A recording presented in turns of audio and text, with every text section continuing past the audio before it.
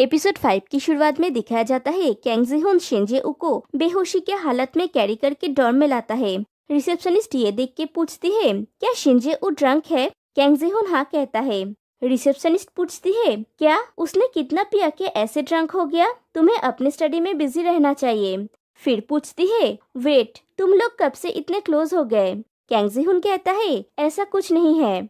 Receptionist पूछती है, क्यों नहीं? इतनी देर हो चुकी है और तुम लोग अभी भी साथ हो। कैंग जी-हुन कहता है, ये सच है। रिसेप्शनिस्ट उसे और कुछ बोलने का मौका ना देके फिर से कहती है, मुझे ये देखना पसंद है कि हैंडसम लोग एक दूसरे के साथ अच्छी तरह से घुल मिल जाते हैं। तुम लोग एक जैसे हो। जब तुम लोग साथ में बाहर जाओगे तो सब लोग तुमको देखेंगे, राइट? तभी वहाँ पे हियांग जिन आता है और कैंग जी-हुन से पूछता है, तुम पूरी रात कहाँ पे थे? कैंग जी-हुन कहता है, मैं नहीं जानता। हियांग जिन पूछता है, ये रूम नंबर 308 है ना? इसे हुआ क्या है? कैंग जी-हुन कहता है, हियांग जिन, मेरे पॉकेट से रूम कार्ड निकालो। हियांग जिन पूछता है, क्यों? तुम चाहते हो कि ये तुम्हारी रूम में सोए? कैंग जी-हुन कहता है, इसे मेरे रूम में सुलाऊंगा और मैं उसके रूम में सो जाऊंगा। जल्दी करो, ये भारी है। हियांग जिन पूछता है, वेट, तुम लोग कब से इतना करीब हो गए?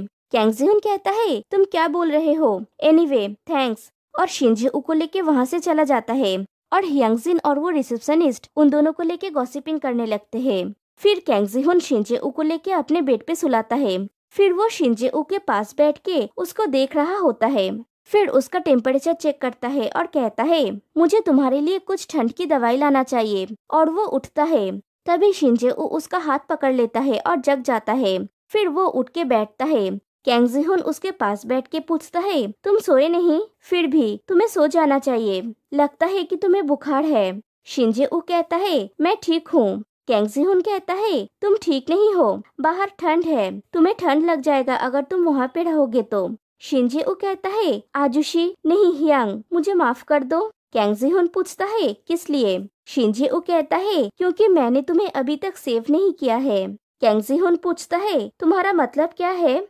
शिंजे-ऊ कहता है, मैं नेक्स्ट टाइम ये जरूर कर पाऊंगा। कैंग जी-हुन कहता है, ठीक है, मैं नहीं जानता कि तुम क्या बोल रहे हो, लेकिन मैंने ये सुना। सो जाओ अभी, ओके? शिंजे-ऊ कहता है, मैं एक और चीज के लिए माफी चाहता हूँ। कैंग जी-हुन पूछता है, अब क्या है? शिंजे-ऊ कहता है, मैं ऐसा कुछ करने जा रहा हूँ जो तुम्हें पसंद नहीं है। और वो डायरेक्टली जाके कैंग जी-हुन को किस करने लगता है। कैंग जी-हुन पहले तो शॉक्ड हो जाता है, लेकिन बाद में वो खुद भी रेस्पॉन्स करता है। फिर नेक्स्ट डे मॉर्निंग कैंग जी-हुन अपने रूम से निकल रहा होता है। तभी उसे बाहर हियांग जिन मिल जाता है। हियांग जिन पूछता है, तुम इस रूम से बाहर क्यों निकल रहे हो? कैंग जी-हुन कहता है, क्या ये मेरा रूम है? हियांग जिन कहता है, नहीं, मैं कल के बारे में कह रहा हूँ। तुमने कहा था ना कि तुम रूम नंबर 308 वाले लड़के को रूम नंबर 303 में सुलाओगे और खुद रूम नंबर 308 में सोओगे, तो तुम्हें रूम नंबर 308 से निकलना चाहिए था ना? कैंग जी-हुन पूछता है, तुम क्या बोल रहे हो?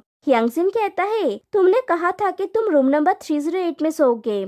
कैंग जी-हुन को याद आता है। वो कहता है, ओह वो नहीं, मैं यहाँ पे कुछ काम के लिए आया था। हियांग जिन पूछता है, तुम्हारा कान इतना लाल क्यों हो गया है? कैंग जी-हुन कहता है, नहीं, वो नहीं है। हियांग जिन कहता है कि तुम्हारा कान झूठ नहीं कहता, तुम लोग साथ में सोए थे, है ना? कैंग जी-हुन कुछ कह नहीं पाता। हियांग जिन कहता है, तुम्हारे लिए ये अच्छा है। रूम कितना छोटा है, ये कैसे पॉसिबल है? कैंग जी-हुन कहता है, मैंने कहा ना कि ऐसा कुछ नहीं है। हियांग जिन फिर से पूछता है, तो तुमने क्या किया? कल रात को तुम दोनों ने क्या किया? कैंग जी-हुन जोर से कहता है, मैंने कहा ना कि कुछ नहीं। हियांग जिन कहता है, वेल ठीक है, तुम मुझ पे इतना चिल्ला क्यों रहे हो? कैंग जी-हुन पूछता है, क्या तुम गुस्सा हो? हियांग जिन कहता है, भूल जाओ, मैं अकेले इसे खाऊंगा। कैंग जी-हुन पूछता है, वेट, तुमने क्या खरीदा है? हियांग जिन कहता है, आइसक्रीम। कैंग जी-हुन पूछता है, तुम हमेशा सर्दियों में आइसक्रीम क्यों खाते हो? हियांग जिन कहता है, तुम सच में कुछ नहीं जानते, क्योंकि ठंड से लड़ने के लिए ठंडा ही चाहिए। लास्ट टाइम तुमने मेरा वाला उस बच्चे को खिला दिया था, तो मुझे कुछ नहीं मिला था। कैंग जी-हुन पूछता है, तो तुम इसके लिए शिकायत कर रहे हो? तुम सच में जू हियांग जिन ही हो? हियांग जिन कहता है, ये वो बोल रहा है जिसने मेरा वाला आइसक्रीम किसी और को खिला दिया था। ओ हाँ, तुम्हारा भतीजा नीचे है, वो तुमसे मिलने के लिए आया है। कैंग जी-हुन पूछता है, मेरा भतीजा? हियांग जिन कहता है, हाँ, वो 10 साल वाला लड़का। कैंग जी-हुन पूछता है, सच में? लेकिन क्यों? ह्यांगजिन कहता है मुझे कैसे पता होगा, वो अभी भी एक बिजुका की तरह खड़ा है। कैंग जिहोन कहता है तुमने उसे अंदर आने के लिए क्यों नहीं कहा, बाहर कितना ठंड है। ह्यांगजिन कहता है वो इतना दृढ़ता से खड़ा है कि मेरी हिम्मत नहीं हुई उसे डिस्टर्ब करने की। कैंग जिहोन गुस्से से उसके तरफ बढ़ता है और उसे एक हल्का मार के वहाँ से चला जाता है। ह्यांगजिन कहता है क्या तुम्हें लगता है कि तुम मुझे डरा सकते हो। तभी कैंग जिहोन के रूम से शिनजे-ओ निकलता है तो ह्यांगजिन कहता है रुको, मैं ये जानता था, तुम दोनों साथ में सोए थे, है ना। वो मुझे इग्नोर कर रहा है क्योंकि उसका अब एक नया बेस्ट फ्रेंड है। शिनजे-ओ पूछता है आजुशी, मेरा मतलब जीहुन कहाँ गया। ह्यांगजिन पूछता है क्या हम तुम्हारे भाई है, तो फिर मुझे ह्यांग कहना, नहीं मुझे ब्रो कहना, ओके। ये ब्रो तुम्हें एक आइसक्रीम दे रहा है, मैं इसे किसी और के लिए लाया था, लेकिन अब ये उसका नहीं है क्योंकि उसने मेरा वाला किसी और को दे दिया था। शिनजे-ओ पैकेट से एक आइसक्रीम निकालता है और कहता है मुझे ये फ्लेवर पसंद है, मुझे लगा था कि ये एक अरसा पहले बनना बंद हो गया था। ह्यांगजिन कहता है तो फिर मैंने इसे कैसे खरीदा। शिनजे-ओ बात को पलटने के लिए कहता है मैं शायद गलत था। ह्यांगजिन कहता है जरूर, ये बहुत सारे लोगों को पसंद नहीं है, लेकिन ये मेरा फेवरेट है। शिनजे-ओ कहता है जब मैं छोटा था तब किसी ने मुझे ये दिया था, तब मैंने इसे ट्राई किया था और ये डिलीशियस था।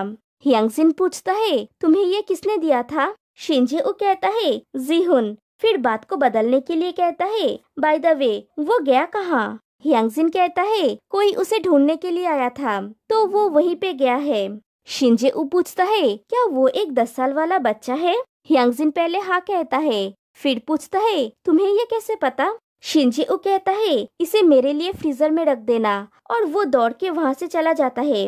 ह्यांगजिन कहता है मुझे ऐसा क्यों लग रहा है कि मैं अकेला हूँ जो अंधेरे में है। इधर नीचे कैंग जिहोन आके छोटे वाले शिनजे-ओ से पूछता है क्या तुम मुझसे मिलने आए हो। शिनजे-ओ शर्मा के कहता है नहीं ऐसा नहीं है, मैं सिर्फ यहाँ से गुजर रहा था।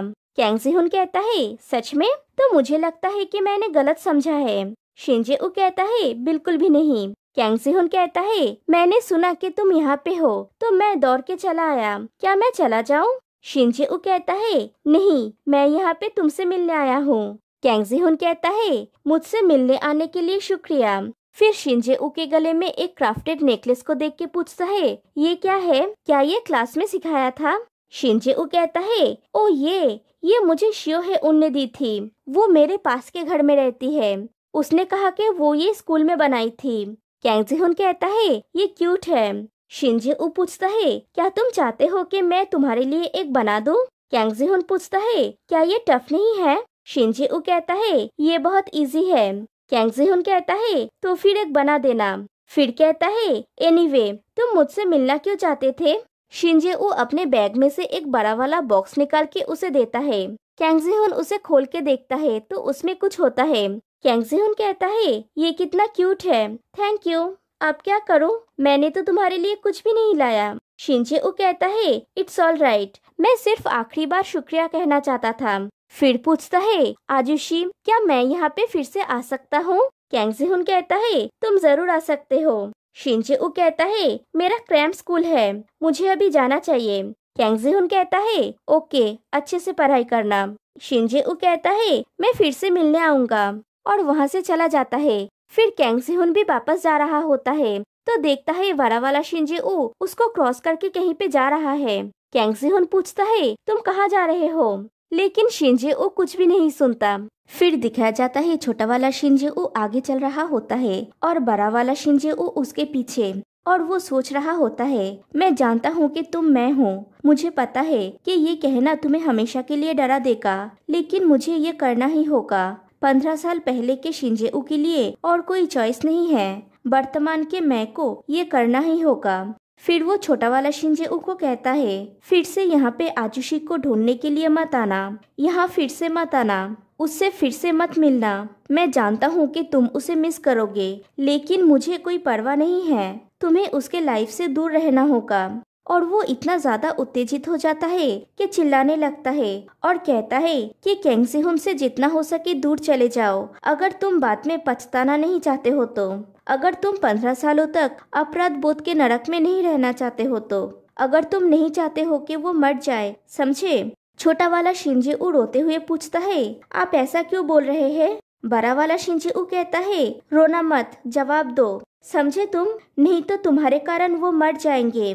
जवाब दो मुझे शिंजे-ऊ। तभी कैंग जी-हुन दौड़ के वहाँ पे आता है और बड़ा वाला शिंजे-ऊ को हटा के पूछता है, तुम क्या कर रहे हो? शिंजे-ऊ कहता है, तुम इससे दूर रहो, ये उसके और मेरे बीच की बात है। कैंग जी-हुन कहता है, मैं कैसे दूर रह सकता हूँ, तुम एक बच्चे को धमकी दे रहे हो। फिर छोटा वाला शिंजे-ऊ से कहता है, सब ठीक है, रो मत, कुछ नहीं हुआ। छोटा वाला शिंजे-ऊ दौड़ के वहाँ से चला जाता है। कैंग जी-हुन शिंजे-ऊ से पूछता है, तुम इस तरह के इंसान हो? शिंजे-ऊ कहता है, तुम कभी नहीं समझोगे। कैंग जी-हुन पूछता है, समझना है? मुझे क्या समझना चाहिए? क्या तुम ऐसे हो शिंजे-ऊ? शिंजे-ऊ कहता है, मुझे माफ कर दो, और वो भी वहाँ से चला जाता है। फिर कैंग जी-हुन अपने रूम में बैठ के सारी बातों को सोचने लगता है। उसे याद आता है कि शिंजे-ऊ ने अपना नाम शिंजे-ऊ कहा था और उसने उस बच्चे का नाम भी शिंजे-ऊ कहा।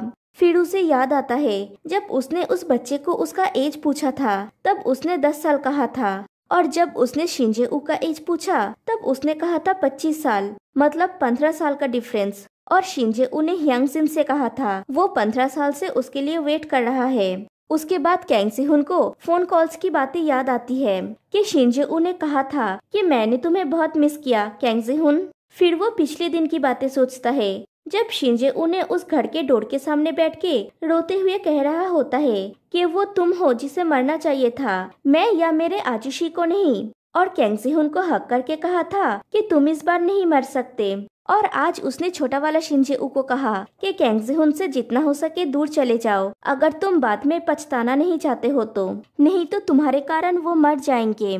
कैंग जी-हुन को सब चीजें समझ आने लगता है। फिर वो शिंजे-ऊ के रूम के बाहर जाके नॉक करने लगता है, लेकिन अंदर से कोई आवाज नहीं आता। फिर वो देखता है कि दरवाजा खुला हुआ है। कैंग जी-हुन अंदर जाके देखता है अंदर शिंजे-ऊ नहीं है, लेकिन वो वॉल पे वो पेपर देखता है जिसमें लिखा हुआ था, पुलिस ने एक आदमी को गिरफ्तार किया जिसने एक स्टूडेंट का छुरा घोंप के खून कर दिया, जो स्टूडेंट एक किडनैपिंग को रोकने की कोशिश कर रहा था। फिर कैंग जी-हुन को शिंजे-ऊ के टेबल से उसका वो फोटो मिलता है जो ह्यांग जिन के कैमरा से खींचा गया था। वो उस फोटो को ले जाके उसके पास जो फोटो था उससे मैच करता है तो देखता है दोनों एकदम सेम फोटो है। फिर कैंग जी-हुन अपने रूम से निकल के शिंजे-ऊ को पुकारता है, लेकिन शिंजे-ऊ कहीं नहीं होता। फिर वो दौड़ के जाके डाइनिंग और बाथरूम में भी चेक करता है, लेकिन शिंजे-ऊ नहीं मिलता। फिर वो बाथरूम में बैठ के वो बात याद करता है जब उसने शिंजे-ऊ से पूछा था कि वो कहाँ से आया है,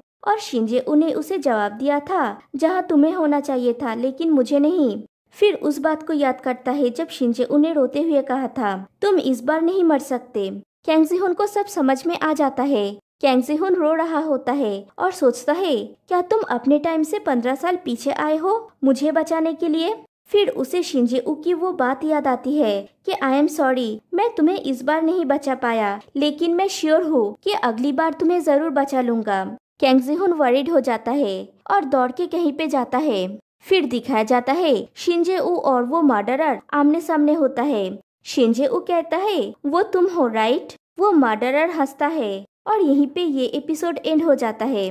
तो फिर मिलते हैं गाइस नेक्स्ट वीडियो में, तब तक के लिए बाय बाय।